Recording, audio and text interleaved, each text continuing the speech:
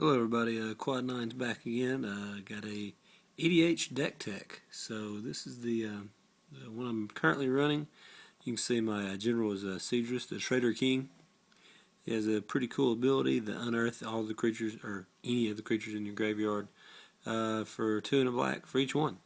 Now they are supposed to be exiled at the end of turn, but that doesn't always happen. So we'll get to that here in a little bit, but let's go way over here to my left and start with the mana base. Always important.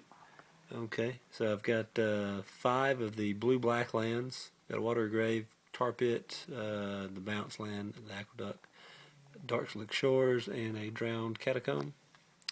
Okay, basically we'll go to second. The black-red, I've got a Refuge, the Gain 1 Life one, the Bounce Land, the Rakdos Carnarium, Dragon Skull Summit, and a Lava Claw Reach. These blue-red lands, I actually have a Steam Vent, but it's in a modern deck, a Storm deck right now. Probably could pull it over here, if I really wanted to, if I was going to go play a big game or something with some of my friends, but right now I'm just running the Bounce Land, the Sulphur Falls, and the Scalding Tarn Fetch. Let's go to the basics, I guess, now. I'm running 4 mountains, 3 islands. Do have a Solaria West that just, taps for blue. 3 basic swamps, and a Shizo Death Storehouse, which pretty cool. Gives your target legendary creature fear until end of turn. So, if they don't have black guys or artifact creatures, then, your general can just get in there, or any of the other legendary creatures in the deck. Works pretty well. This is the land removal. Got the Tech Edge, Strip Mine, and Wasteland. These are your kind of do-a-lot lands. Got the Crumbling Necropolis, which taps for all Grixis colors. Command Tower, which does the same. Rupture Spire, which I believe you have to pay 1 when it comes into play. And it taps for any color. And Exotic Orchard taps for any color another opponent's land could tap for. So essentially, it usually taps for 2 or 3 different colors, whatever you need. Have Do Something lands, Mystifying Maze, Beside You, which gets your spells in when you really need it. A Drown Yard, which no, I'm probably not going to mill out a 100-card EDH deck of my opponent, but I like stuff in my graveyard sometimes, so it goes and targets me quite often. And then I have the Grixis Panorama, which just goes and fetches up one of my basics if I need a little bit more fixing, or if I'm all set on colors, it just taps for mana. So not bad. And have 4 Planeswalkers in the deck. Got the Nico Bolas, of course. You're playing Grixis, why not play him? Karn, which is always good. Liliana Vess, basically just for the tutor ability. I guess if you ever got her ultimated, that would end the game, but that's usually not what happens. Usually I tutor with her once, maybe twice, and she's gone, but gets the job done most of the time. And who's that guy? Got Jace the Mind Sculptor. Gets you through your deck, can bounce a troublesome creature if you need to be, and I guess you could just fate seal. If you got heads up, you could always fate seal somebody out if they didn't have any way around it. So yeah, but pretty much if you're brainstorming every turn, you're just getting ahead. Everybody knows that. So speaking of such, on to the 1-drops. Do have 1 brainstorm. Well, not like I'd have more, but you know what I mean. Brainstorm. I've got the. Let me show you this. This is my baby. The Foil and Tomb, I got that when I was building Reanimator for Legacy, and it goes in that deck when I occasionally play Legacy, but it's pretty sweet, the pack one. I did have one of the Graveborn ones, which was in here, but I decided to swap it out for this one. So, anyway. Preordain, Reanimate, a Dark Blast, which is pretty good. It's just -1/-1 removal, but it also, you can dredge with it, which, like I said, gets stuff in my graveyard. It helps out. Here's some mana in the Soul Ring. Got a Sensei's Divining Top, which is always good for card selection. Ancestral Vision, and Everflowing Chalice. Here's 2 drops. I've got the Skirkridge Exhumer. I don't know if y'all know what he does, but he's just a discard outlet. He puts you discard a card for black and tap, put a 1/1 zombie into play. When it dies, it puts 1/1 counter on something until end of turn. It's like I said, it basically makes a Festering Goblin. Then, of course, I've got my Nightscape Familiar, which is a good deal for Grixis. It makes your blue and red spells cost 1 less to cast, and you can regenerate it. Just, read the card right there. Okay, on to the 2 mana spells. I've got focus. Okay, got Exhume, Terminate, Animate Dead, Sundial the Infinite. I mentioned earlier about Sedris' ability exiling the creature at the end of turn. Well, if you get that ability on the stack with Sundial, you just end your turn and it goes away. And you keep the guy for next turn. So you're basically casting your fatties out of your yard for 3 mana, 2 and a black, and then Sundial I think 2 to activate. So if you've got 5 mana, you can basically cast any creature in your deck that you've got in your graveyard. Or, yeah, any creature in your graveyard. So it works out pretty well, especially with the ones that have all the cool come into play abilities. We'll get to those later as well. Some standard stuff, Lightning Greaves. I got 2 of the signets, the red-black and the blue-red. The Talisman of Dominance is the blue-black, if I remember correctly, and I've got a Demonic Tutor. Just picked that up. Pretty nice. Just, yeah, it's sorcery speed, but, you know, if it resolves, it really doesn't matter.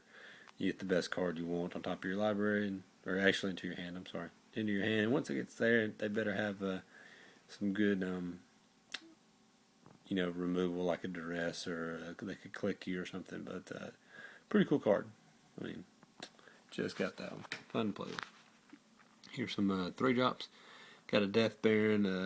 Got the Finkel Invitational card and the Shadow Mage Infiltrator. Grixis Battle Mage is a discard outlet.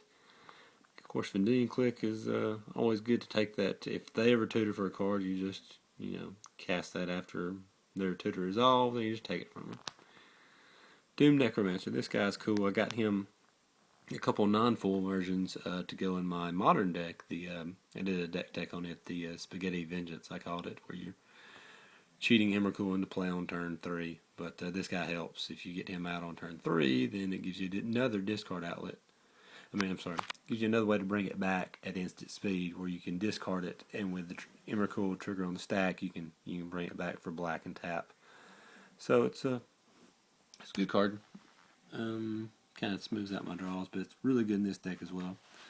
Got a Grixis Charm, Buried Alive, and some more mana fixing in the Obelisk of Grixis. On to my 4s, got a Flame Tongue Kavu, just value. Undead Warchief, best zombie lord, in my opinion, pretty much, because it makes him cost less, makes him bigger at the same time, and makes himself bigger. Got Olivia Voldaren, which I've won 2 EDH games with her, just have enough mana to ping it, and then if they can't deal with it, I just take their best creature next turn and turn them against them, so it helps out. Of course, Balthor the Defiled. There's a couple one turn kills with him. You know, if you can dump enough stuff in your graveyard, just sack him for, I think it's 3 black, and you bring it all back. And of course, if one of the guys in the graveyard, say, I don't know, gives your guys haste, like Mr. Urabrask over there, then they all come back and hit the guy at one time. Now this card, I just got this card in the mail today. I've been playing with it online some. Of course, I played against it a lot. It's just sick. You know, it's just blue, sack, counter, non-creature spell. So it's got persist, so it comes back. You can do it again. And in my deck, it can come back again and again. So definitely fun. It basically makes where you don't have to run that many counters in this deck. You know, I've got access to blue, you want to counter stuff, but you don't want, like, you know, the deck full of counters and be that guy. But this is a creature, so it gives you an excuse to, oh, well, it's just a creature and it flies, so it's just an extra ability it gets. Of course, the all-around good blue utility, Encrypted Command, Right of Replication. You know, I've used it before to kill a legend, but that's not really what you're going for. But, you know, copying Kicked, Runescarred Demon, or Sphinx of Ithun. If you don't win after that, you're just, I don't know, you're way, way, way behind, or, I don't know, they're doing the ultimate or infinite combo or something on you. I got a Damnation, Fact or Fiction, Mystical Teachings, as a lot of these cards do have Flash. A couple of my creatures have Flash, and then a lot of instants. I'm going to put Snapcaster in here. He was in here. I pulled him, like I said, for a standard event, and just haven't slaved him back up. But Snapcaster is here a lot of the time, so gets him as well. Let me see. Haven't Lich, Moldrifter, always good. Urabrask, I mentioned with Balthor, it's good to have him in play. Riptide Shapeshifter. So I can't pull these off, making too much mess. he's a pretty cool guy.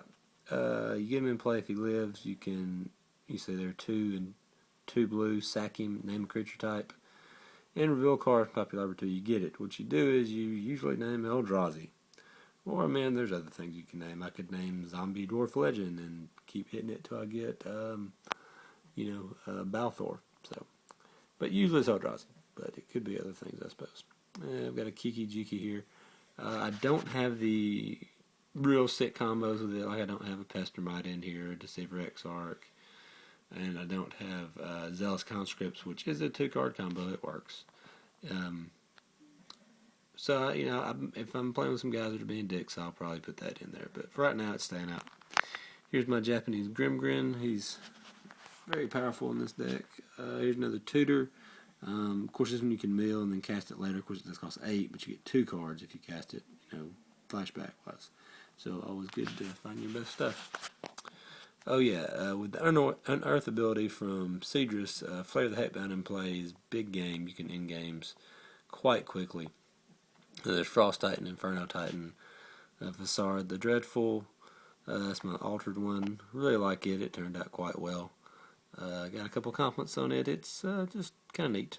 Makes it look a lot better than the one before it got. It was played some, so it looks a lot better now. Trust me. Now this card is interesting. Cauldron Dance.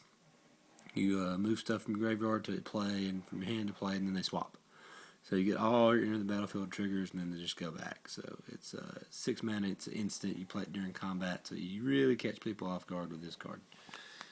On the real fatty guys, at 7, I've got Sheoldred, Limdul, Sphinx of Bethune, Rune-Scarred Demon. The big spells got Cruel Ultimatum, Devil's Play, Black Sun Zenith. The biggest of the big, Nico Bolas, the regular creature, the legendary creature. Not the Planeswalker, the Hellkite, and Ulamog, like I said, name Eldrazi for that other guy sometimes. And last but not least, back to the General.